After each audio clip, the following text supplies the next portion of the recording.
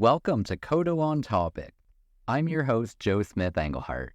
Our guest today is Elinor Larney, who is the CEO and Registrar at the college. Today, she's going to speak about why you should get involved with the college board, what is involved with working on the board, and what it means to make decisions in the public interest, among other things. Thanks for joining me today, Elinor. To start things off, why should OTs get involved with the board? Well, I think you should get involved with a college because you get a chance to meet people who are really interested in the profession and moving the profession forward. You can make an impact. You can oversee the implementation of our strategic plan. Very exciting time. Learning and professional development is a huge opportunity for people who come onto our board or onto the college for a committee for that matter. It's the kind of work that you've never done before, and it's a great opportunity to try something new and learn new things. And how much experience does someone need? When someone comes onto the board, we make sure that we do a huge orientation so everybody understands what the role of a board member might be. We also do training and orientation as we go along. As things come up, we help you through how do we make this decision, what's the background information you need.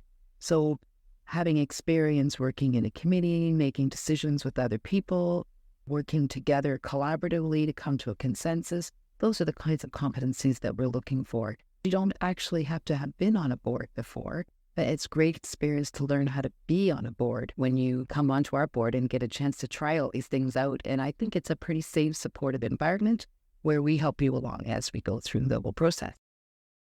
So what would OTs learn during their time on the board? So there's a lot to learn when you join the college at the board level. Learning about governance, how does an organization run, what would be the requirements to be a board director, leadership, learning all about the legislation. I'm pretty sure when you decided to become an OT, you didn't think about the laws, but here at the college, we are guided by many laws, and so it's a great opportunity to learn about that.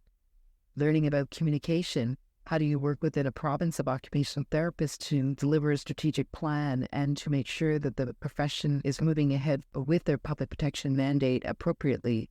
All the regulation issues and things that are affecting us in healthcare, all very important things, and you get to be involved at a leadership level related to those. And what type of decisions does the board make? So the board makes just strategic decisions. So they're not coming in and running the day-to-day operations of the college. This is much higher level. They would make decisions related on the standards of practice. So they're not actually crafting them day-to-day, but they would be getting all that information, deciding whether those standards of practice would be appropriate. What are the expectations of OTs? What's happening in healthcare that the college should be considering in terms of public protection? All those important high-level decisions. And remember, when you're making decisions, you're not doing this by yourself. You're working with like-minded colleagues or colleagues with different perspectives. That's really important to take into account when we're making decisions at the college. And of course, all the decisions we make are related to the protection of the public. That is our primary role. For some people, it could seem intimidating. Do OTs make decisions on their own?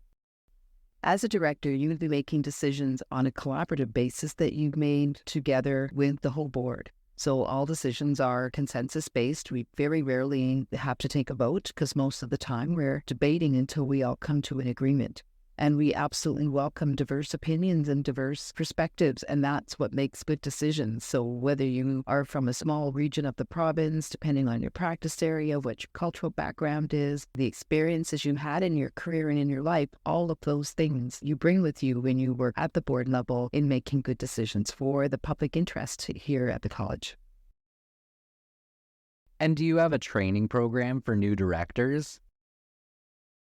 So all new directors, when they first start with us, have an initial orientation, and they get oriented to what the role of the board is, what kinds of decisions they need to make, what are their specific duties, what is expected of them. And that as we go along, in terms of every board meeting, if there's something that someone needs to learn about in order to make a better decision collectively, we will bring that education in for you. For example, one area that many OTs feel very comfortable with this area of finances. So we are on a regular basis ensure that occupational therapists who are here making decisions about our finances are given lots of information, lots of training, in order to understand what it is they're looking at and how to make a good decision.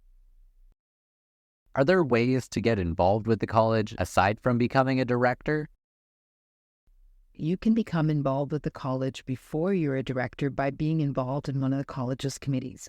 We are changing our governance model in that we are now separating our board members from our committees. And so therefore, there's lots of opportunities coming forward in the next few months for OTs who want to participate and work with the college on our committees. And we have many varied committees. And what I'll say to you is that anybody who's been on a committee generally loves that work, and they stay for the entirety of both of their terms. All the terms are 3 years long, and you can come onto a committee for 2 terms, so a total of 6 years. And the feedback that I get from committee members is that the work is very rewarding. They're contributing in a meaningful way, and they're loving the contribution to the profession, but also to public protection. So by making sure that the profession is held to a high standard, that helps the whole profession move forward and gain and maintain its credibility. People who are on our committees really love that work and feel that they can contribute in a very meaningful way to the profession, which in turn then ensures public protection. Other ways to become involved are to participate in our surveys, to give us feedback on our materials. Absolutely, any email you send us, we read. Are board members compensated for their time? Directors are compensated for the meeting as well as any preparation time, and all travel-related expenses are covered. So you shouldn't be out of pocket if you are coming to the college for an in-person meeting. Many of our shorter meetings are done on remotely, so you can do that from home. And are board meetings held in person?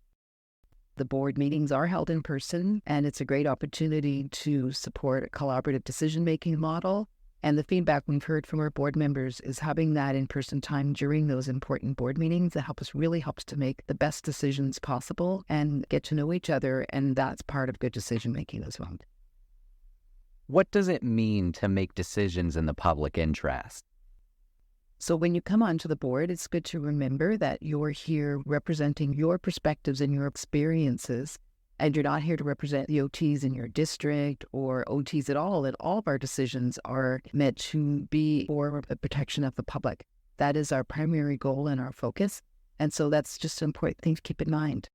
Part of self-regulation means that you're bringing your expertise to make the best decisions so that patients get the best care and that patients are properly treated by occupational therapists in the province.